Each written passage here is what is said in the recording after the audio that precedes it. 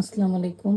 আজকে আমি নিয়ে আসছি হলো শিং মাছ, আলু, পেঁয়াজ, রসুন, কাঁচামরিচ, জিরা বাটা, আদা বাটা, এগুলি বাটা। তো এটা আলু দিয়ে শিং মাছের ঝোল পাকাবো। তো আপনাদের একে একে দেখাচ্ছি। এখন দিয়ে দেবো সরিষার তেল। সরিষার তেল দিয়ে রান্না করব।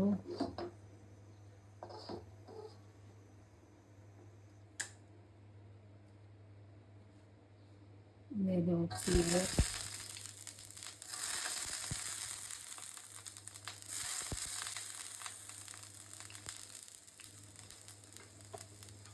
পেস্ট একটু হালকা ভেজে আপনাদের দেখাচ্ছি মশলা পেঁপে দেওয়ার সময়।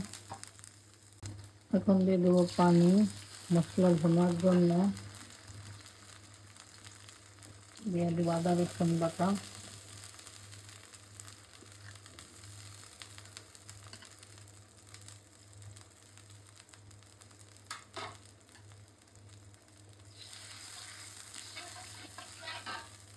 তারপর দেবো হলুদের গুঁড়া,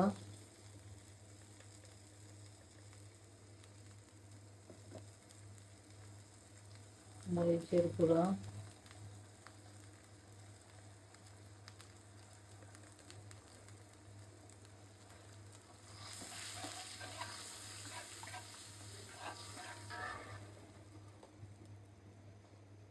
স্বাদ মতো লবণ।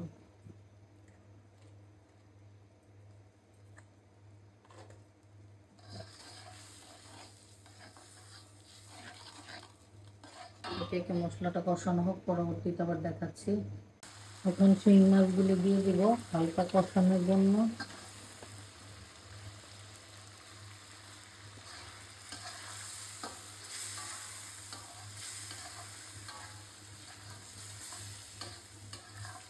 হালকা কষে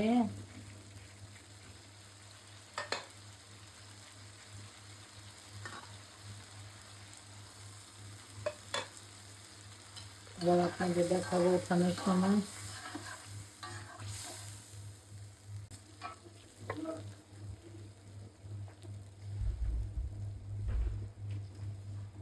এখন আমি শিং মাছ উঠিয়ে ফেলছি, কষানো হয়ে গেছে। এদের আবার দেখাবো, উঠিয়ে আবার দেখাবো। এখন দিয়ে দিব আলু।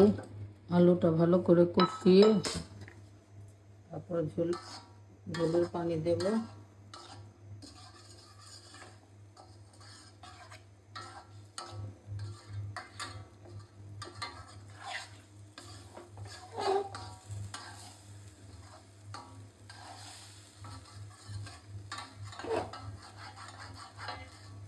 আপনাদের আবার দেখাবো।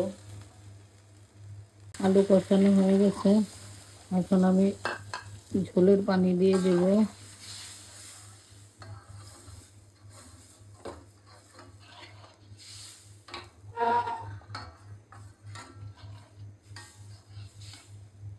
আবার দেখাচ্ছি আপনাদের।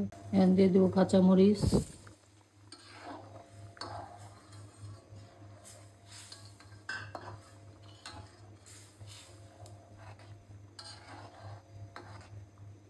আবার দেখাচ্ছি পরবর্তীতে। এখন আমি শিং মাছগুলো দিয়ে দেব।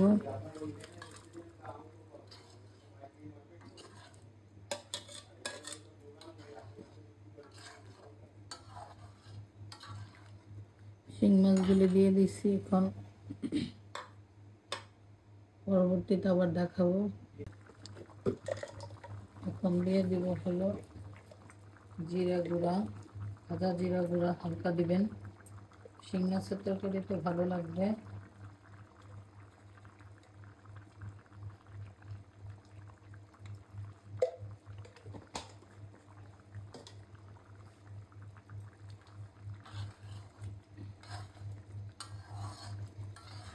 আর এখন দিয়ে দেবেন একটু টমেটো। কে দেন কিনা জানি না, আমার দিতে ভালো লাগে এবং খাইতেও ভালো লাগে, এই জন্য টমেটো দেবো। আর দেবো একটু ধনে পাতা, নতুন ধনে পাতা তো, শীতের দিনের ধনে পাতা। আর দেশি শিং মাছ।